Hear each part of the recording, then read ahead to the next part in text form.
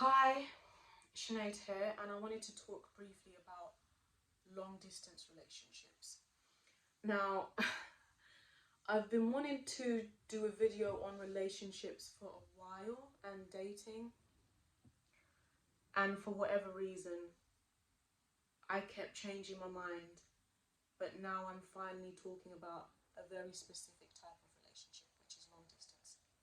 I've had more than my fair share of long distance relationships. I've had pen pals, I've had people I've written to who live in foreign countries just on a friendly basis. I've had individuals where I've been in a romantic relationship and we've talked for months, maybe a few years on end. I've had romantic relationships where the individual lives in London or is based in London, but they travel a lot for work, so they tend to spend most of the time. Obviously, this was pre-pandemic, so I have quite a bit of experience when it comes to being separated from the person that you're involved with. And in my experience, the most important thing to realize is it's not for the faint of heart. You have to really have quite a strong knowledge of yourself to know whether you can cope and function and whether a long distance relationship is for you, if it will be worthwhile. It's obviously going to be harder for individuals who place a higher value on things like quality time and physical touch. Now, I personally enjoy quality time, but I'm not a touchy-feely person, and I do enjoy my space. So, in my experience, the two biggest things are time management and communication. Those are the two biggest obstacles when it comes to whether your long distance relationship is going to be successful or not, and if it's going to last. And part of that is also knowing what the end game is, having those open and honest conversations about what you both want and where this is going. So if you know this is an individual you're going to marry at some point, or you're going to eventually move in together, you most likely have an end date in sight of when your long distance relationship will, transform from a long distance to just your average, cohabitation or partnership.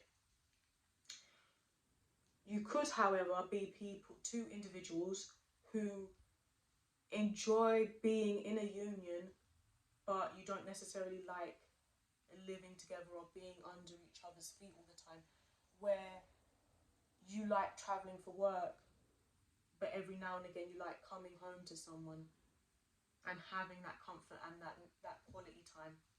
So maybe that's the reason why you're in a long distance relationship.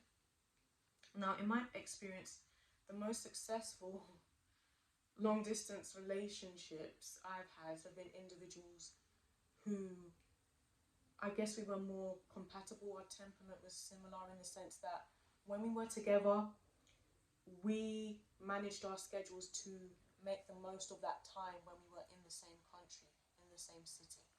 And when we were apart, we would be more understanding and accommodating of time difference, sleeping patterns, sleeping schedules, our emotional well-being. Sometimes you might be in the mood to talk, but the other person is emotionally, physically, spiritually just exhausted on all levels.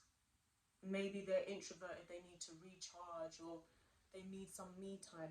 And that's another thing.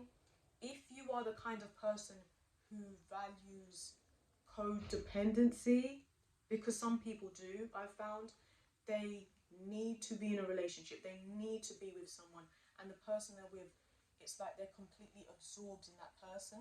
They don't tend to have as much of a social life, or they don't invest as much time in themselves as they do in being with that person and that person, then I don't think it's going to be healthy and it's going to work out the way you want. I don't think it's the kind of relationship you would like.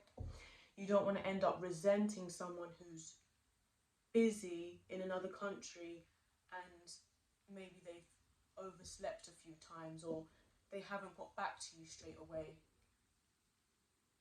I've found in my personal experience the best long distance relationships are those where that mutual understanding is there and both parties have the freedom to be themselves, to breathe, to, you know, maybe if they are working abroad, explore the city they're in, just take time for themselves and not feel guilty for maybe socializing and making new friends in that place because their partner's at home looking at their phone or wondering what they're up to. They haven't FaceTimed or Skyped or what have you. I've been in long distance relationships where the person's completely tried to control and take over and dictate to me how I should be living when they're not even in the same country. I've been in long distance relationships where the person has ultimately not moved or not travelled, so the relationship ended because there was a timeline and that timeline wasn't stuck to.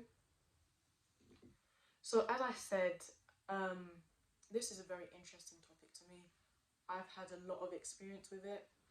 I'm kind of interested to hear what other people think because I think, you know, whereas maybe 10, 15 years ago it might have been more frowned upon for you to engage in a relationship with someone overseas, more and more people, due to social media, are finding people that way and having meaningful connections and really building and taking the steps to work towards something long term. So if you're in a long distance relationship, I'd like to hear from you. I'd like to hear any tips that you might have, what your experience has been. Were you a couple who were together and then had to move somewhere else for like your education or for a work opportunity? Or are you the couple that have met online, have met on social media, but you're in completely different countries and you're working towards actually being together? You're looking to meet up. I want to know. I'm fast. I like, let's talk. Let's share stories. Anyway, I hope that whenever you're watching this, you have a great day, great